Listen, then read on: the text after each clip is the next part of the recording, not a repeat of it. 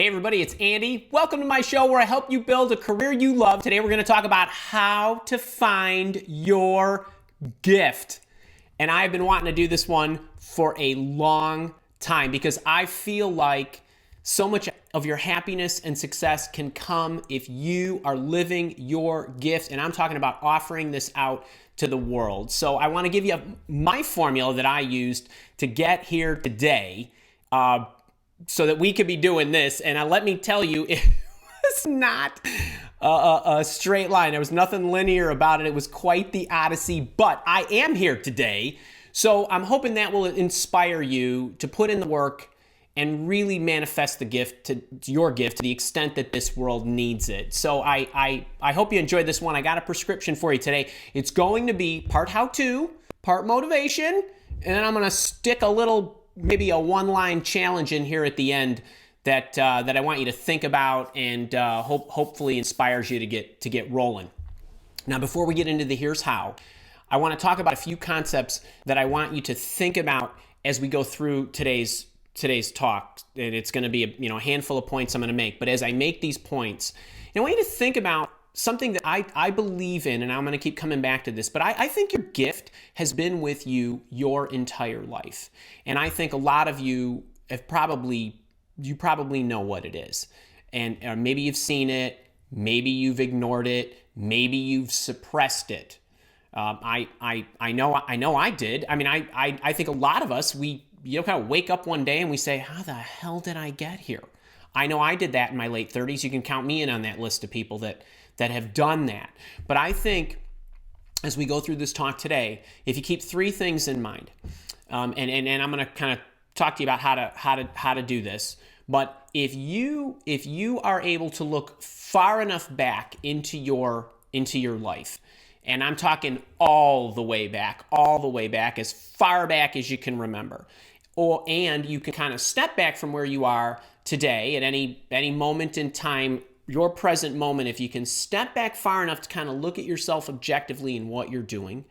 And then I think the other thing is if you ask yourself the right questions, and I mean really give the question a fair shake, meaning you are actually answering it, really thinking about it. And I'm going to give you some of those today. So I want you to think in that context as we walk through, as we walk through the talk.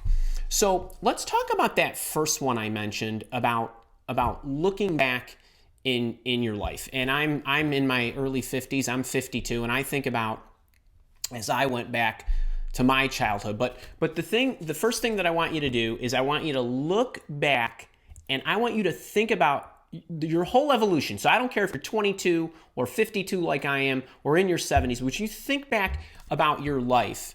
There's a common thread or a theme that permeates every single thing that you've done. It's there. And I'm gonna kind of take you through what I've gone through. I think back to my childhood, when I was in school and playing sports as a youngster, and I thought about school, and I was a pretty good student, but I didn't really care about the subjects all that much. I mean, nothing really that I was learning in math and science and English and all that. None of that really was I really taken with. But what I really enjoyed was helping the other students and kind of coaching them up and giving them some help and helping them see things. That made me feel great. Or when I was in sports, I played sports. It wasn't really, and I played a lot of different sports, but it wasn't really the sport itself that I loved. I loved kind of hanging out with my friends and teaching them my practice routines and how I would try to develop and get good at something. And that to me was always fun. And then I got into college, and this is kind of where I don't know if you want to call it a mistake, but instead of focusing and trying to think about what it was that I loved, and granted, as a teenager, not a lot of us have evolved, but I studied what I was good at instead of what I loved. So I was good in math and science, so I thought I should be an engineering student. I was an electrical engineering student because I thought that was my path to a good job. So I studied that. I didn't much care about Ohm's law, never have, still don't to this day. And as I got through the schooling and I was about to embark on my professional career, one thing that I knew right away was I better not become an engineer. I'm not going to have a happy life. So I tried to pick something that I could focus on that would help me be a little more of me, I got into technology consulting. I thought about, hey, this ought to be pretty cool. I'll be able to help companies. I like that. I'll get to see some different things. I'll be able to help the clients and the people that I'll be working with, and maybe my teammates.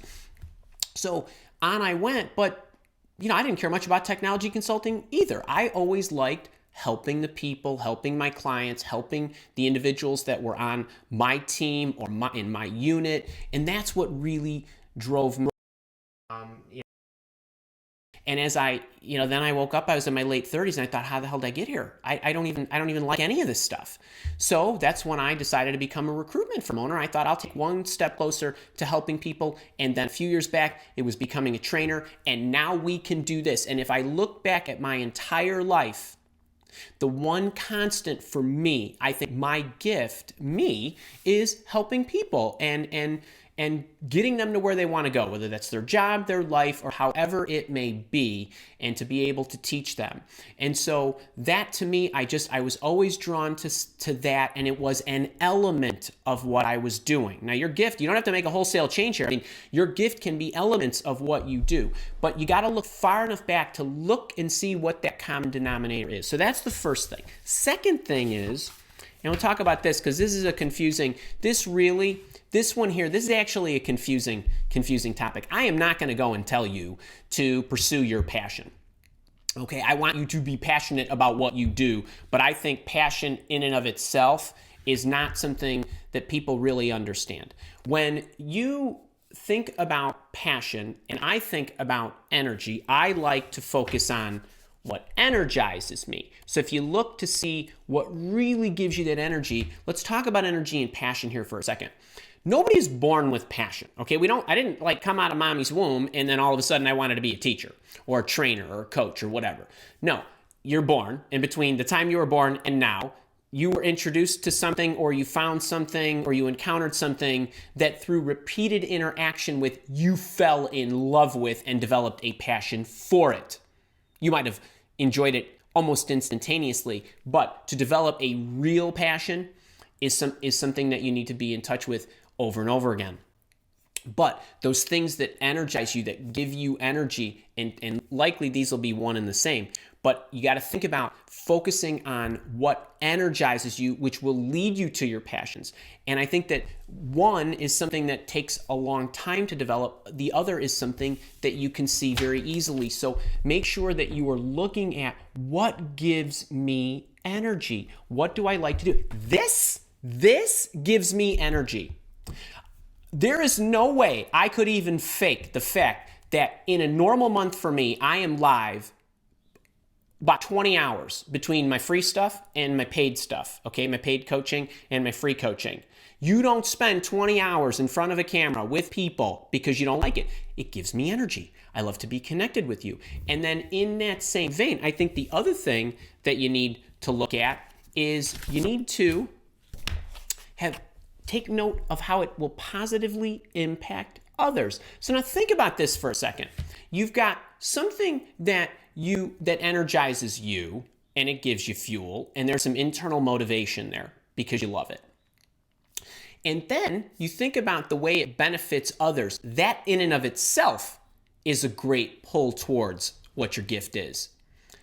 But imagine you've got your customers, your community, whoever it is that you're serving, pulling you for that, asking you for more, giving you feedback that it's helping them.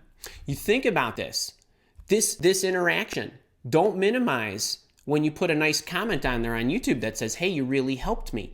There is such a pull to keep me going. That goes a long way in helping me refill my tank. So imagine that 1-2 punch. It internally energizes you, and you've got the pull from the people that you are serving. Whoa, that is a phenomenal 1-2 combo.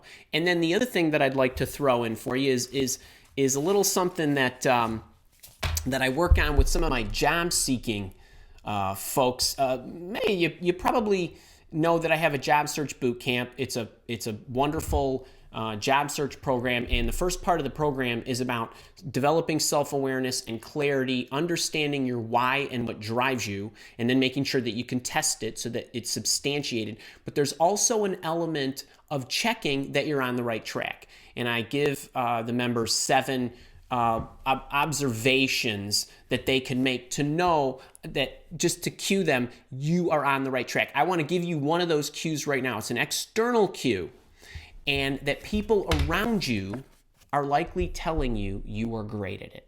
Whether it's your customers, the people you serve, the community, whoever it might be, your friends, your family, your loved ones, these people, they see you differently than you see yourself. Sometimes we're our own worst critics. We don't always recognize how good we are at something until somebody gives us an outsider's perspective. So I want you to pay attention.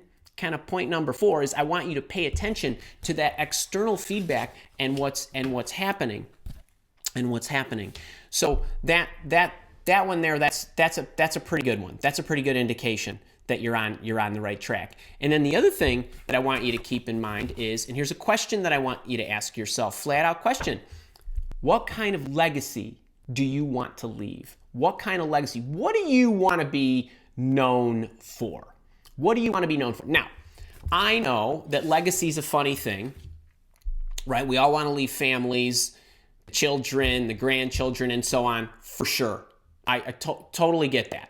But I'm not talking to everybody here. I'm talking to you. You're here with me now. You're either here with me live or you're here on the recording.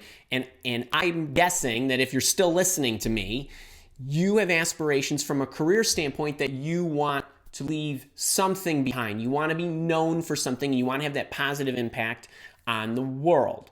What is it that you want to be known for? So I want you to think about that. So for me, as a consultant, I didn't want to be known as somebody who went in and helped companies and put in large-scale technology systems that they then help generate money, save money, optimize their processes, or whatever it did. And then a few years later, they tore it down, they built something else because technology evolved. That wasn't the legacy I wanted to leave behind. That's a wonderful job for some people. It just wasn't what I wanted to leave behind. So I would rather touch all your souls, help you, even this much. Some of you I helped this much. So to me, it was about reaching and helping the people, and really that's the legacy I wanted to leave. That's why I've worked very hard to do this. So I want you to keep those 5 things in mind, kind of as we wrap this up, or at least the teaching portion.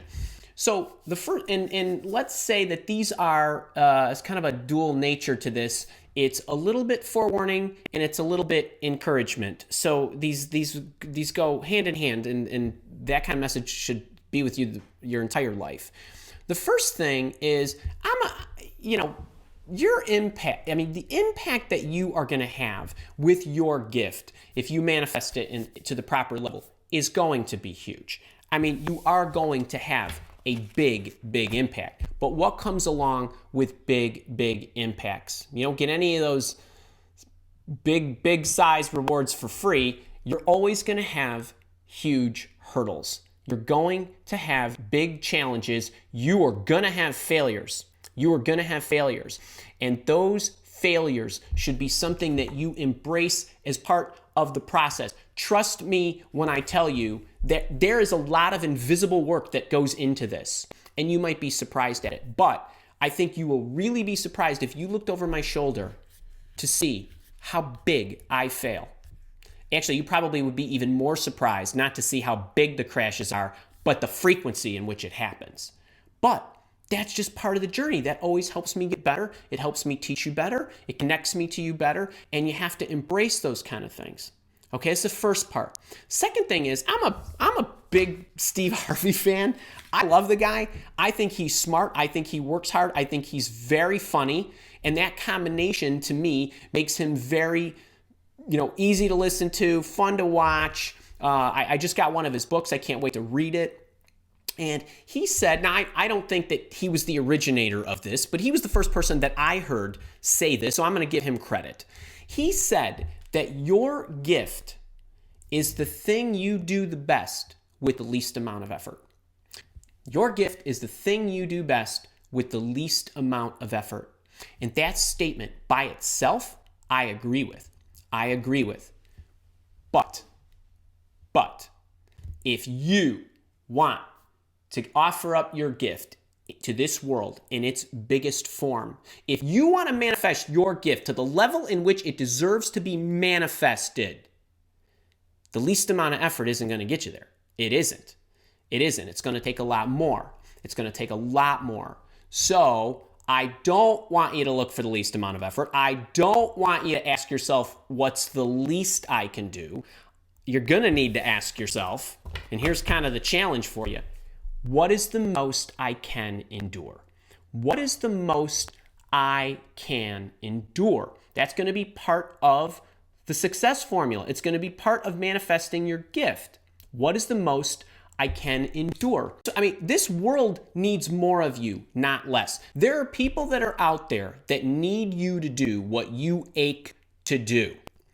That's the part of you need to give them. That's the part of you I would love to see. And that's the part of you the world wants. That's the part of you the world wants. So I hope that serves you. I hope that gave you some kind of context about how I look at finding my gift and then nurturing it, right? But first thing first, I hope that helps you find it. And I hope you enjoyed that.